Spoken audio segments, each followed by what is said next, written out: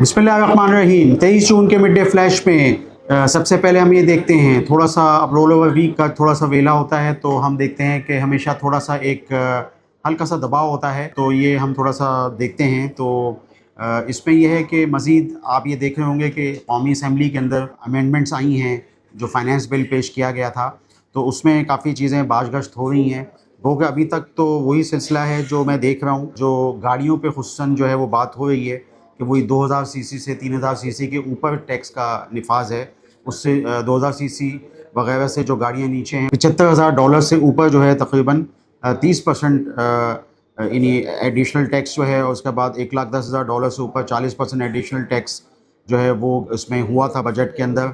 इसके अलावा एक मिनिमम टैक्स पे बात हो रही थी, वो 0.5% जो है वो हो गया। वो तकरीबन अक्रॉस द बोर्ड तमाम चीज़ों पे ही है, मसलन डिस्ट्रीब्यूटर, डीलर या ये फार्मास्यूटिकल के distributors, fertiliser, cigarette, sugar, locally, ये सब इन पे सब पे जो है ये सब चीज़ें हो गई हैं। कौमी असम्बली के अंदर कुछ अमेंडमेंट्स जो हैं वो ईवी गाड़ियों पे इसकी बाज़त चल रही है, लेकिन ये है कि जो उस बजट में था वो तो यही था कि तकरीबन 2000 सीसी तक जो है वो एबॉलिश था, और 2000 सीसी के ऊपर 3000 सीसी तक वो, यानी आप समझ लें कि $75,000 तक नहीं था, और $75,000 से लेके $1,10,000 तक 30% जो है वो एक एडिशनल एडोलम टैक्स जो है वो मज़ीद लागू हो। उसके बाद तकरीबन $1,10,000 के ऊपर जो है वो 40%।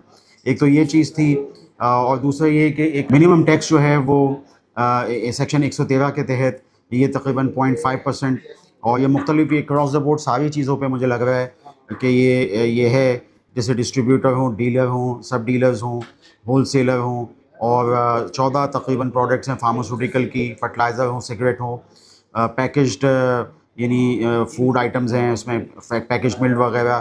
तो मुमकिन तौर पे ये हो सकता है कि ये पास ऑन जो है वो हो। अभी तक तो मेरी यही अंडरस्टैंडिंग है कि आम लोगों को पास ऑन होता है। तो ये थोड़ा सा चीज़ें थी, तो मज़ीद यानी अभी टैक्स की सूरत हाल अभी आ रही है आहिस्ता आहिस्ता, तो मैंने सोचा कि आपको इस हवाले से बताऊं। ये पाकिस्तान की जो एक्सपोर्ट है वो पहली दफ़ा चीन को बढ़ी है, और तकरीबन 50% से लगभग पिछले जो है 5 महीने में, इस साल के शुरू में जो है हमने देखा कि चाइना को चीज़ें गईं। उसमें मुमकिन तौर पे जहां और चीज़ें हैं, पाकिस्तान से जो लिस्टेड कंपनियां, उसमें मुग़ल स्टील कॉपर इंगट्स करती है, गदूम टेक्सटाइल जो है लकी ग्रुप की बहुत ही अहम कंपनी, वो लैटरल यार्न वगैरह करती है, स्पेंडिक्स वगैरह। बकिया ये कि ऑयल मार्केटिंग कंपनीज़ वाले थोड़ा सा वो रो रहे हैं कि तकरीबन इनको 104-105 बिलियन का इम्पैक्ट आएगा। ये जो अभी हुकूमत ने कीमतें कम की हैं रिटेल लेवल पे, ₹299 पेट्रोल वगैरह, तो ये है कि इन्वेंट्री लॉस जो है वो, तो इसमें थोड़ा सा ये है कि मैं समझता हूँ कि डीलर को शायद ज़्यादा होगा, और ओएमसी जो कंपनीज़ हैं, ऑयल मार्केटिंग कंपनीज़, उनको जो है थोड़ा सा इसमें इम्पैक्ट आ सकता है।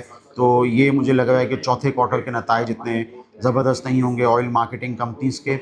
लेकिन ये कि ओवरऑल वैसे हम देखें तो पेट्रोल की कीमतें कम होना बहुत ज़रूरी है, और ये है कि इससे मईशत का पहिया चलता है, इंडस्ट्रीज़ वगैरह, इसमें इन्फ्लेशन का इम्पैक्ट जो है वो कम होना चाहिए, तो ये अच्छी चीज़ है। पिछले दिनों एक चीज़ आई थी, वो ये था कि लालपी पावर आईपीपीज़ थी पुरानी, पाकजैन पावर निशात ग्रुप की आईपीपीज़ थी, उसमें एईएस के इंजन्स वगैरह टर्बाइन्स लगे हुए थे। तो अब इनका नाम तब्दील हो रहा है, इनका शायद स्कोप ऑफ बिज़नेस भी तब्दील हो जाएगा, क्योंकि इनके आईपीपी एग्रीमेंट्स टर्मिनेट हुए काफ़ी टाइम हो गया है। तो जितनी भी आईपीपीज़ हम देखते हैं वो अब दूसरी जगहों पे इन्वेस्ट कर रहे हैं, जैसे कि हमने देखा कि इनके पास सरप्लस पैसा होता है, ये जो गवर्नमेंट के पैसे, इनको सर्कुलर डेट के पैसे मिलते थे, तो हब पावर ने मेगा मोटर्स के थ्रू जो है वो एक प्लांट बीवाईडी का लगाया। उसके अलावा वो ईएनआई के उन्होंने बिड में हिस्सा लिया। ईएनआई के तकरीबन 10-11 कुएँ सिंध के अंदर वो उनके पास आ गया। इसके अलावा सिंथर कोल माइन माउथ के अंदर भी। तो इसी तरीके से कोटद्दू पावर, इन्होंने भी 46% स्टेक्स अटक सीमेंट के ले लिए, यानी फौजी सीमेंट के साथ। तो अब हम ये ट्रेंड देख रहे हैं दूसरी आईपीपीज़ के अंदर, उसमें लाल पी। अब लाल पी जो है ये लाल पी लिमिटेड हो जाएगा, पाकजैन लिमिटेड हो जाएगा। दोनों कंपनियां जो हैं उनमें अब रफ़ान के भी स्टेक्स आ गए हैं, यानी अभी जो निशात ग्रुप ने रफ़ान के लिए यानी वो किया है बिड, तो उसमें तकरीबन जो है वो तकरीबन 4.41% जो है वो लाल पी में आ रहा है, यानी इन्वेस्टमेंट कंपनी बनने जा रही है, और तकरीबन 6% से अबव जो है ये पाकजैन पावर के अंदर आ रहा है। अब दोनों ही प्लांट जो हैं वो महमूद कोट मुजफ्फरगढ़ में हैं, और तकरीबन यहीं पे कोटद्दू भी है। तो ये है कि इनकी जो ज़मीन की वैल्यू भी अपनी जगह बहुत अहम थी, लाल पीर वगैरह में, पाकजैन पावर में। और ये है कि जो कभी जो स्क्रैप वैल्यू होगी वो भी अपनी जगह आप किताबों में देख रहे होंगे कि थोड़ा थोड़ा स्क्रैप जो वैल्यू भी चीज़ें हैं, अदर इनकम से काफ़ी कुछ कुछ चीज़ें जो हैं वो बिकती हैं। तो बहरहाल ये कि कंपनियाँ ये जो हैं वो अब इन्वेस्टमेंट आर्म्स बनने जा रही हैं, लाल पीली पावर भी और पाकजन पावर भी। और इनमें अभी तो फ़िलहाल जो चीज़ है वो इरफान मेज़ की जो है वो इन्वेस्टमेंट आई है। अब ये इनके स्कोप इन कंपनियों के बदल गए हैं, मंशा ग्रुप की ये कंपनियाँ हैं और ये कि अब लोग इनको गौर से देखेंगे। अच्छा, इसमें लाल पील के अंदर तकरीबन 9.6 बिलियन का कैश आखिरी किताबें अगर देखें तो उसमें पड़ा हुआ है और तकरीबन 10-11 बिलियन का कैश पाकजन पावर में पड़ा हुआ है। तो ये थोड़ा-सा मैंने आपको सोचा कि आपको कुछ जो नई कंपनीज़ के हवाले से बताऊँ और ये कि अभी आईपीपीज़ एग्रीमेंट्स टर्मिनेट होने के बाद ये कंपनियाँ क्या करती हैं, तो इन्वेस्टमेंट आर्म्स बन सकती हैं। और अब जैसे मंशा ग्रुप गया इरफान में, तो ये कंपनियाँ भी जो हैं वो उसमें उसके छोटे-छोटे स्टेक्स जो हैं, एक का 4-5%, एक का 6-7% जो है वो इरफान मेज़ में चला गया। अब इरफान मेज़ भी जहाँ वाक़ई है फॉर एग्ज़ाम्पल फैसलाबाद के अंदर, तो वो ज़मीन की भी वैल्यू जो है वो बहुत अहमियत इख्तियार कर गई है। इस वक्त प्रॉपर्टी वैल्यूज़ के हवाले से भी बहुत सारी चीज़ें चल रही हैं। बहुत ज़्यादा छूटें जो हैं कंस्ट्रक्शन सेक्टर को दी गई हैं। प्रॉपर्टी ट्रांसफ़र्स वगैरह में बहुत छूटें विदहोल्डिंग टैक्स के हवाले से कमी दी गई है, परचेज़ और सेल पे दी गई है। तो ये सब चीज़ें इस तनाज़ुर में जो हैं वो देखनी चाहिए। इसके अलावा एक अहम एक कंपनी है पाकिस्तान की, मैं तो समझता हूँ सबसे बड़ी वैल्यू एडिशन एक्सपोर्ट करने वाली कंपनी। तो वो लोग भी थोड़ा-सा ये देख रहे हैं कि अगर टर्नओवर टैक्स भी मज़ीद कोई अमेंडमेंट वगैरह में नए अमेंडमेंट्स में लगता है तो ये थोड़ा-सा नेगेटिव हो सकता है। तो ये थोड़ा-सा मैंने सोचा कि आप उनकी इसमें इस हवाले से ट्वीट थी, तो मैंने सोचा कि इस हवाले से मैं भी आपसे बात करूँ।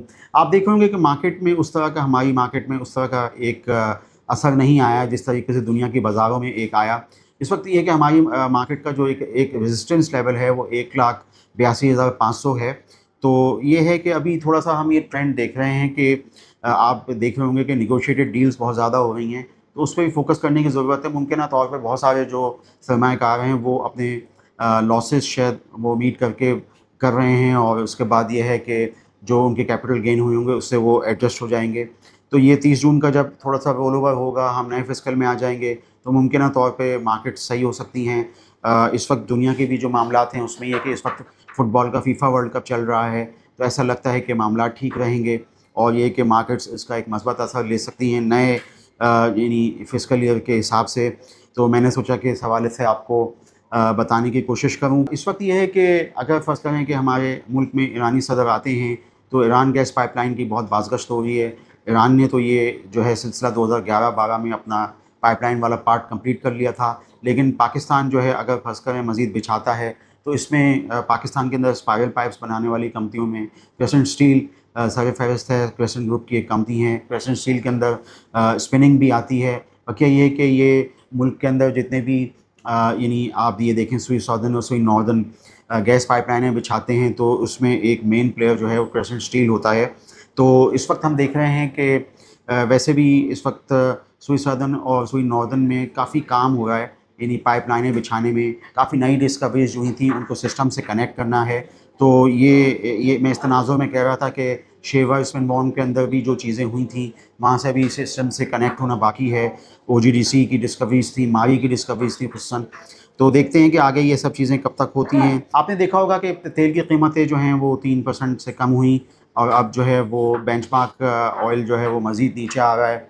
तो ये है कि हमारे यहाँ भी कीमतें कम की गई, तो इस पे थोड़ा-सा हम देख रहे हैं कि वावेला तो मच रहा है ऑयल मार्केटिंग कंपनीज़ के उस पे, लेकिन मैं समझता हूँ कि ये हमारी मईशत के लिए और मुल्क में जारी जो अफरात ज़र है उसको कम करने के लिए और इंडस्ट्री का पहिया चलाने के लिए ये एक बहुत अहम कदम है और कीमतें कम होनी चाहिए। आज की मैंने इस वीडियो में बताने की कोशिश की कौमी असम्बली के अंदर जो कुछ अमेंडमेंट्स वगैरह जो हैं वो उसकी बाज़गश्त चल रही है, लेकिन फ़िलहाल जो चीज़ें इस वक्त जो लागू चीज़ें हुई थी बजट के अंदर, जो अभी पास होगा बजट, तो अभी उसकी चीज़ें ईवी पे मैंने आपको बताई।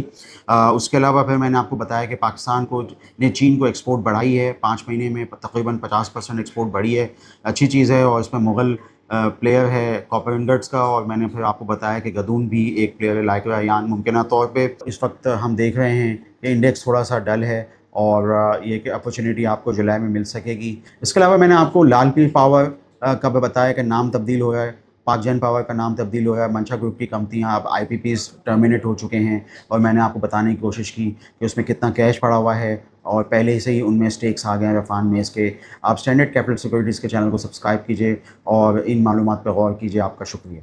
For more details, call us today at 111-111-721. Open an account with Standard Capital Securities. Start investing in your financial future. Talk to our experts and get access to exclusive market research and much more.